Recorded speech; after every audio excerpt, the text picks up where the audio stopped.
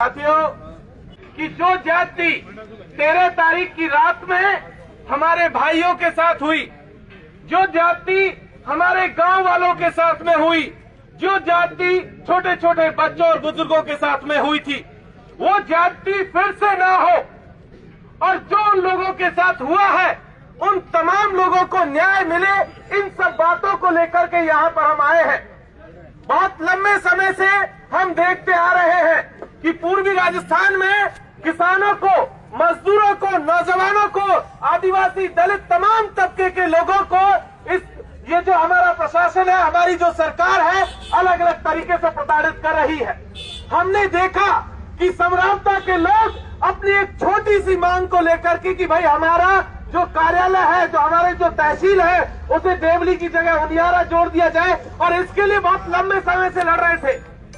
और जब उन्होंने अपना धरना प्रदर्शन किया तो बजाय उनको समझौता करने के, बजाय उनसे बातचीत करने के, सरकार ने जो रवैया अपनाया वो हम सब ने देखा। हमने ये भी देखा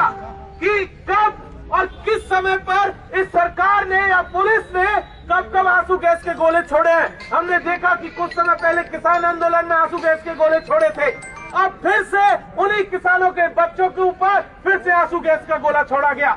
उनके ऊपर लाठीचार्ज किया गया। और जिस तरीके से, जिस बर्बरता से कार्रवाई की गई, वो इस बात को बताने के लिए काफी है कि यहाँ पर जो लोग पिछले सैकड़ों सालों से, और हम कहें तो पिछले कई दशकों से जिनकी राजनीति चल रही है, उनकी राजनीति को आप सब लोग चुनौती ना दे। नई जो जनरेशन आ रही है, जो युवा शक्ति हमारी अब तैयार हो रही है, वो उनको चुनौती ना दे, उनके मठों को, उनके गढ़े हुए जो उनका पूरा का पूरा तंत्र है, उसको चुनौती ना दे सके, इसके लिए ये सब कार्रवाई हुई। हम जानते हैं कि जिस तरीके से उन्होंने ऑर्गेनाइज तरीके से संगठित होकर के, मौका देख करके समरावता के ऊपर हमला किया, वो हमला अकेले उस गांव के ऊपर नहीं है, वो पूरे के पूरे प्रदेश की इस जनता के ऊपर है। हमने ये भी देखा है कि प्रशासन का रवैया इसी जनता के साथ कैसा होता है। आए दिन कोई अधिकारी किसी किसान को, किसी मजदूर को, किसी नौजवान को आए दिन तमाचा मारते हैं, आए दिन उन्हें परेशान करते हैं। ये पहली बार था कि पलट करके किसान ने जवाब दिया, पलट करके नौजवान ने जवाब दिया।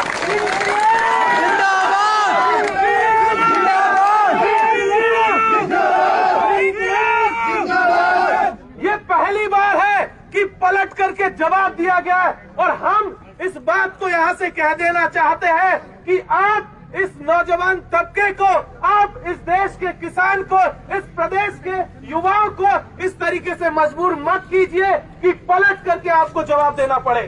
हम इस देश के संविधान को मानने वाले लोग हैं, कानून व्यवस्था को मानने वाले लोग हैं, तो हम यहाँ से एक ही बात कह देना चाहते हैं कि आप किसानों की, नौजवानों की आवाज को सुनिए, उनकी परेशानियों को समझिए और उन्हें मजबूर मत कीजिए। यहाँ जब हम लोग इकट्ठा हुए हैं कुछ मांगों के साथ कि जिन नौजवानों को पुलिस ने गिरफ्तार किया है, तमाम नौजवानों को बिना शर्त, बिना किसी पुलिस या कार्रवाई के, कोर्ट की कार्रवाई के उन्हें रिहा किया जाए। क्योंकि अगर एक बार उन्हें कोर्ट में भेज दिया गया, अगर एक बार भी उनके खिलाफ चालान हुआ, तो आने वाले दिनों में उनके ऊपर नौकरियों का संकट होगा और तमाम तरीके का संकट होगा। हम बिल्कुल नहीं चाहते कि किसी भी नौजवान के ऊपर किसी भी तरीके का कोई भी मुकदमा हो। तमाम जितनी भी एफआईआर हुई है, सबको क्वैश किया जाए, सरकार उनको क्वैश करे। और साथ ही साथ जो नुकसान समरावता गांव का हुआ है,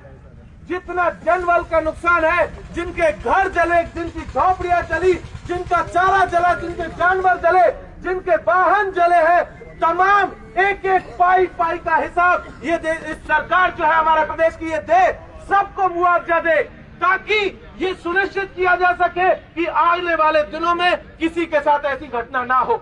तीसरी बात, जो इस घटना के लिए जिम्मेदार है, चाहे वहाँ का कलेक्टर हो, चाहे एसडीएम हो, जो इस पूरी प्रक्रिया में सेंटर पॉइंट है, उन सब की जानकारी ली जाए। कहीं ऐसा तो नहीं है किसी पार्टी के लिए काम कर रहे थे, कहीं ऐसा तो नहीं है कि कोई एजेंडा के लिए काम कर रहे थे, कहीं उनका कोई और मंसूबा तो नहीं था, कहीं ऐसा तो नहीं था कि वो वोटिंग को प्रभावित करना चाह रहे हो। हमने तो नहीं देखा कि पोलिंग बूथ के अंदर क्या हुआ, बाहर का तो सबने देखा, पोलिंग बूथ के अंदर का भी देखना चाहिए था। कहीं ऐसा तो नहीं उन्होंने वोट डलवाए हो।